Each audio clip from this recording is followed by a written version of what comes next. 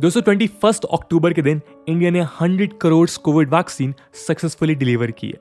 India के इस achievement को देश और दुनिया भर में सराहा गया।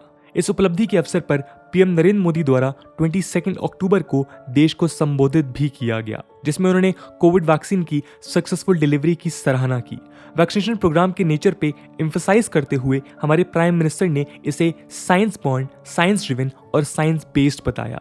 दोस्तों, इंडिया के लिए कोविड-19 पैंडेमिक एक बड़ी समस्या बनकर आई थी, जिसने हमारे देश के हर तबके के लोगों को मुसीबतों का सामना कराया। ऐसे डेडली वायरस के अगेंस्ट इंडिया के वैक्सीनेशन प्रोग्राम का इस हद तक सफल होना खुद में एक कामयाबी की पहचान है, लेकिन देश के सफर में कई पड़ाव आए। वैक्सीन डेवलपमेंट, मैन्युफैक्चरिंग और डिलीवर करने की ये जर्नी कई स्टेजेस से गुजरी, जिसे हमारे फ्रंटलाइन वर्कर्स ने सक्सेसफुली एग्जीक्यूट किया। दोस्तों, हमारा आज का वीडियो इंडिया के इसी हिस्टोरिकल जर्नी पे फोकस्ड है, जिसने इंडिया को कोरोना वायरस के अगेंस्ट खड़ा किया। आज के इस डिस्कशन के माध्यम से हम इस देश के वैक्सीनेशन प्रोग्राम के बारे में चर्चा करेंगे, जिसने 100 करोड़ जैब्स के मार्क को क्रॉस किया है। इसके अलावा हम इंडिया के सामने इस जर्नी में आए चैलेंजेस पे भी नजर डालेंगे। आइए शुरू करते हैं आज का डिस्कशन। नमस्कार दोस्तों, मेरा नाम है आदर्श और स्वागत है आपका स्टडी आईक्यू में।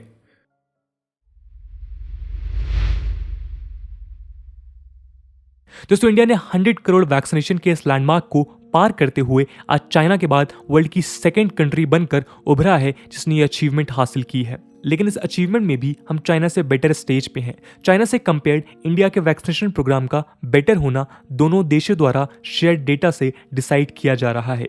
दोस्तों, वैक्सीनेशन के मामले में चाइना ने कई बड़े क्लेम्स किए हैं, जैसे 2.23 बिलियन डोजेस डिलीवर करना और अपने 100 करोड़ से ज्यादा लोगों को फुली वैक्सीनेट करना। लेकिन चाइना ने अपने इस क्लेम को प्रूव करने के लिए कोई ओपन सोर्स डेटा नहीं प्रोवाइड किया है। इसके अलावा चाइना का यह भी क्लेम है कि दुनिया भर में बनी टोटल वैक्सीन्स के हाफ से भी ज्यादा चाइना ने अकेले मैन्युफैक्चर किए हैं। लेकिन इस क्लेम को भी बैक करने के लिए चाइना के पास कोई जवाब नहीं है। वहीं दूसरी ओर इंडिया ने अपने डेटा पूरी दुनिया के साथ शेयर किया है। इंडिया के कोविन पोर्टल के साथ हेल्थ मिनिस्ट्री द्वारा दिए गए अपडेट्स डेटा इंक्लूडेड होते हैं, जो इंडिया में एडमिनिस्टर किए जाने वाले हर वैक्सीन से रिलेटेड डेटा प्रोवाइड करती हैं। इसके अलावा इंडिया की एक्सटर्नल अफेयर्स मिनिस्ट्री भी इंडिया द्वारा एक्सपोर्टेड वैक्सीन के डेटा रेगुलरली शेयर करते आई है।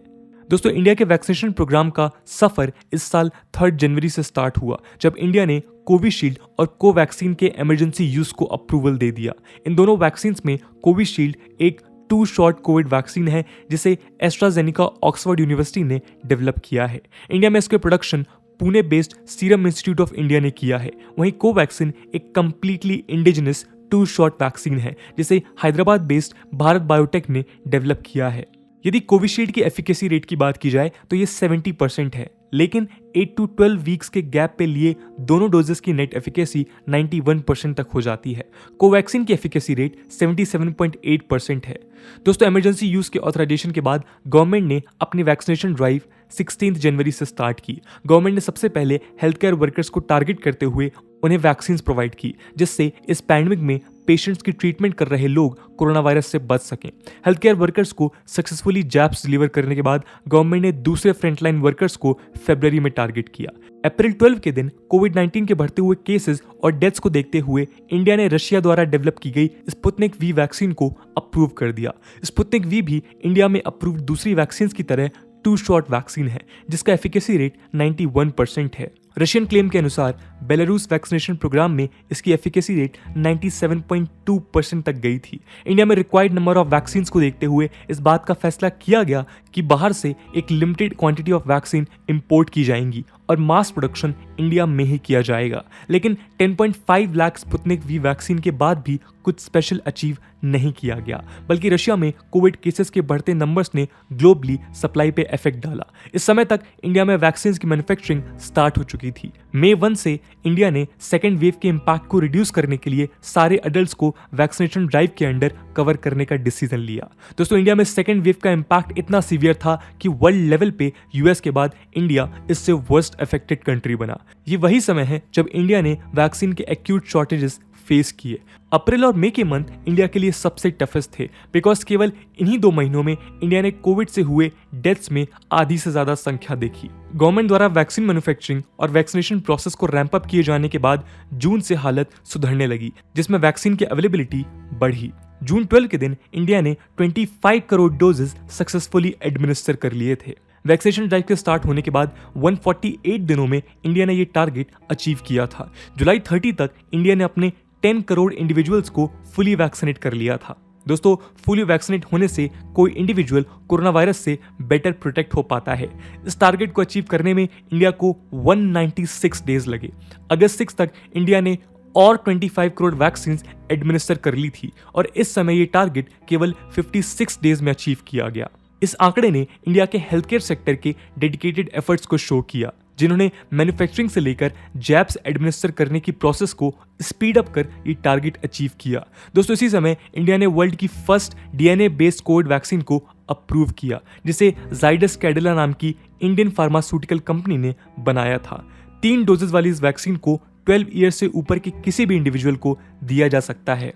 वैक्सीनेशन प्रोग्राम में 26 अगस्त एक लैंडमार्क इवेंट रहा, जब इंडिया ने अपने 94 करोड़ अडल्ट पॉपुलेशन के हाफ नंबर को वैक्सीन का एटलीस्ट एक जैब डिलीवर कर लिया था। इसके अगले ही दिन इंडिया ने एक रिकॉर्ड बनाते हुए एक दिन में 1 करोड़ डोजेस सक्सेसफुली डिलीवर किए। इंडिया ने सितंबर 13 तक 75 करोड़ टोटल वैक्सीनेशन मार्क को क्रॉस कर लिया था और इस बार इंडियन हेल्थ केयर टीम ने केवल 39 डेज में 25 करोड़ वैक्सीन एडमिनिस्टर की थी। इसने इंडिया के इनॉकुलेशन पेस के प्रोग्रेस को शो किया। इसी मंथ सितंबर 17 के दिन देश ने पहली बार एक दिन में 2 करोड़ जैब्स अचीव किए। चाइना के बाद इंडिया वर्ल्ड की सेकंड कंट्री बना जिसने इस कैपेसिटी में सिंगल डे वैक्सीनेशन किए थे। चाइना ने जून 28 के दिन 2.24 करोड़ वैक्सीनेशन एडमिनिस्टर किए थे और इंडिया ने सितंबर 17 को 2.15 करोड़। सितंबर 18 तक इंडिया ने अपने 20 करोड़ एडल्ट पॉपुलेशन को फुली वैक्सीनेट कर लिया था। प्रीवियस अचीवमेंट के अगेंस्ट इंडिया ने केवल 51 डेज में अपने एडिशनल 10 करोड़ फुली वैक्सीनेटेड लोगों को इस लिस्ट में ऐड किया था। रिसेंट डेटा के अकॉर्डिंग इंडिया ने अक्टूबर 19 तक 9 करोड़ और इंडिविजुअल्स को फुली वैक्सीनेट कर लिया है और अगले 35 डेज में ये आंकड़ा 10 करोड़ क्रॉस करने वाला है। दोस्तों, इंडिया की ये जर्नी एक महीने में लैंडमार्क इवेंट है, स्पेशली यदि हम 2020 की सिचुएशन से आज इस अचीवमेंट को रिलेट करते हैं। कोरोना वायरस हम सब के लिए एक अनप्रिडिक्टेबल सिचुएशन लेकर आया और ह्यूमैनिटी ने एटलीस्ट पिछले 100 वर्षों में ऐसी पैंडेमिक नहीं देखी थी। हेल्थ केयर सेक्टर में मल्टीपल सेक्शंस द्वारा किए गए एफर्ट्स के कारण ही इंडिया ने 100 करोड़ वैक्सीन जैब्स के मार्क को क्रॉस किया। यदि आंकड़ों से इन एफर्ट्स को समझा जाए तो यदि एक वैक्सीनेशन को डिलीवर करने में केवल 2 मिनट्स लगते हैं तो पूरे 100 करोड़ जैब्स को डिलीवर करने में 41 लाख मैन डेज या 11,000 मैन ईयर्स का इफेक्ट लगा है, जिसे हमारे देश के हेल्थ केयर वर्कर्स ने अचीव किया है।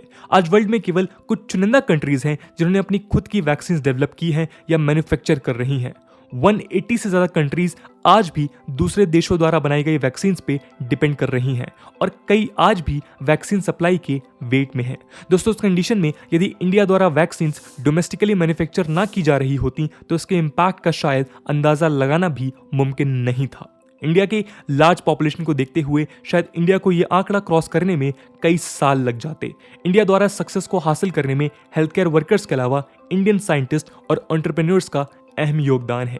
सीरम इंस्टीट्यूट जैसी कंपनीज ने इस टारगेट में इंडिया की हेल्प कर खुद को किसी भी दूसरी इंटरनेशनल मेडिकल कंपनी के इक्विवेलेंट खड़ा कर लिया है। दोस्तों, इसके अलावा इंडिया जैसी कंट्री में वैक्सीन केवल मैन्युफैक्चर करना काफी नहीं था। मैन्युफैक्चर्ड वैक्सीन की डिलीवरी और लॉजिस्टिकल नीड्स भी एक चुनौती बनकर सामने आई थी। मैन्युफैक्चरिंग प्लांट से स्टेट्स, फिर डिस्ट्रिक्ट्स और फाइनली वैक्सीनेशन सेंटर तक के इस ट्रांसपोर्टेशन के लिए ट्रांसपोर्ट सर्विसेज को भी असेंबल करना एक कठिन काम था। साथ ही इस पूरे प्रोसेस के दौरान वैक्सीन को एक पर्टिकुलर टेम्परेचर में रखना भी जरूरी था, जिसके लिए 1 लाख कोल्ड चेन इक्विपमेंट्स को यूटिलाइज किया गया। दोस्तों, इन सब के बावजूद इंडिया में वैक्सीन को लेकर लोगों के अंदर कई क्वेश्चंस थे, जो गवर्नमेंट के लिए दूसरा चैलेंज बना। कई ऐसे सिचुएशंस देखने को मिले जब लोगों ने वैक्सीन लेने से इनकार कर दिया और इसे लेकर तरह तरह की अफवाहें उड़ने लगी।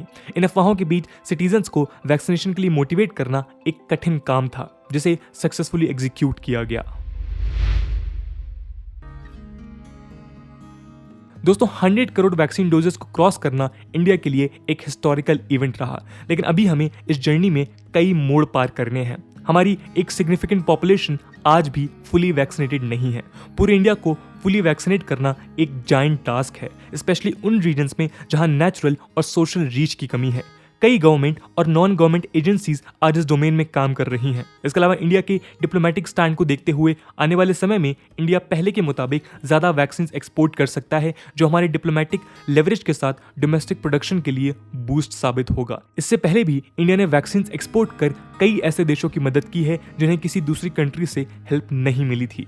इंडिया द्वारा डेवलप्ड कोविन प्लेटफॉर्म भी एक सक्सेसफुल इनिशिएटिव रहा है, जिसने इंडिया के वैक्सीनेशन प्रोग्राम को इजी बनाया है। कनाडा, मेक्सिको, नाइजीरिया, पनामा जैसी 50 कंट्रीज ने इंडिया के इस ऐप में अपना इंटरेस्ट दिखाया है, जिससे वो अपने वैक्सीनेशन प्रोग्राम को बूस्ट कर सकें। इंडिया द्वारा कोविन प्लेटफॉर्म की शेयरिंग ग्लोबल वैक्सीनेशन ड्राइव के लिए हेल्पफुल साबित होगी। तो दोस्तों, ये था सफर इंडिया के 100 करोड़ वैक्सीन जैब्स का। हम आशा करते हैं कि जल्द ही भारत की पूरी पॉपुलेशन फुली वैक्सीनेटेड होगी और हम सब इस लड़ाई में एकजुट होकर काम कर सकेंगे। दोस्तों, आज की वीडियो के लिए इतना ही। आई होप आपको वीडियो पसंद आई होगी, और अगर पसंद आई है तो अपने दोस्तों के साथ शेयर करना मत भूलिएगा। हम मिलते हैं अगले वीडियो में, तब तक के लिए जय हिंद, जय भारत।